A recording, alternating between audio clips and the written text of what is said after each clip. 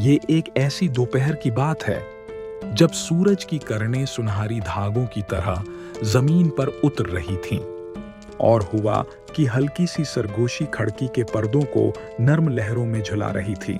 एक कमरे के अंदर बैठी थी ज़ैनब, सिर्फ 10 साल की मगर तख्लीकी दुनिया की शहजादी। गंदमी मगर नर्म रंगत, लंबे सीधे बाल जो अक्सर चुटिया में बांधती, और आंखों में एक सवाल, एक जस्तजू कि दुनिया में और क्या कुछ मुमकिन है। इसके सामने कागज, रंग और पींट बर्श बिखरे थे। ज़ैनब को पेंटिंग का ऐसा शौक था कि वक्त का एहसास खो बैठती। वो फूल बनाती, परिंदे, या कभी कोई ऐसा मंजर जो सिर्फ इसके ख्वाबों में होता।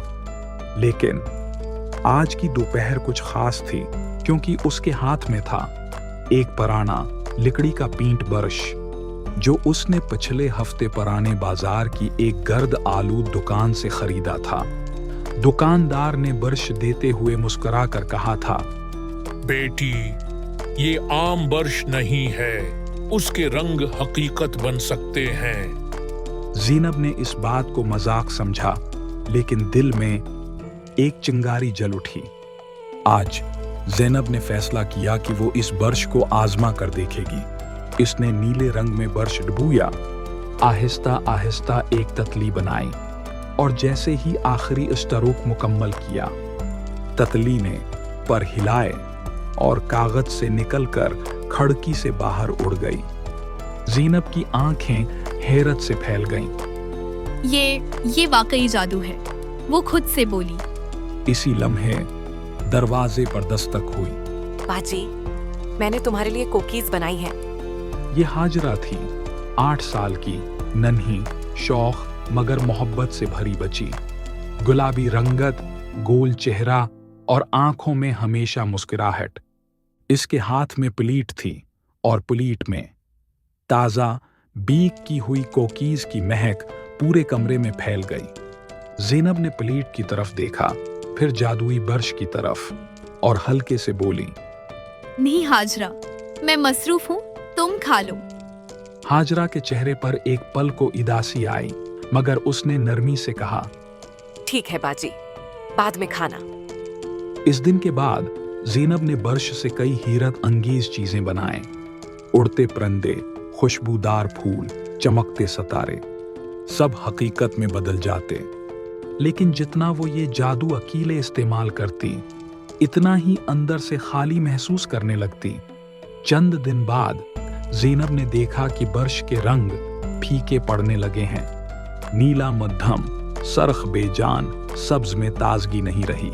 जितना भी बनाती, जादू कमजोर होता जा रहा था।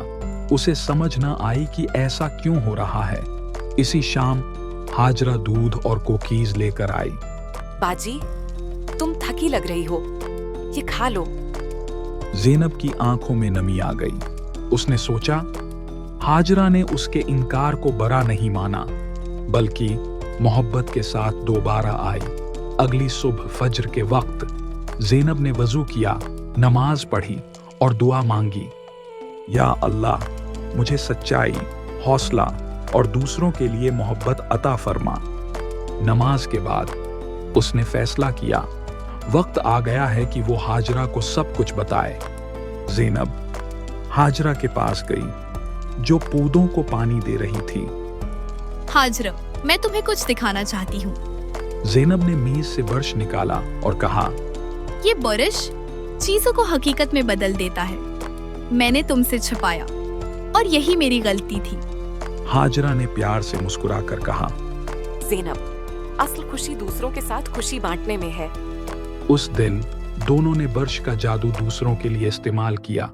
फल, खिलौने, खुशबूदार फूल सब मोहल्ले के बच्चों में बांटे। बच्चों के चेहरों पर मुस्कुराहट देखकर ज़ैनब का दिल रोशन हो गया, और ब्रश का जादू पहले से ज्यादा ताकतवर हो गया।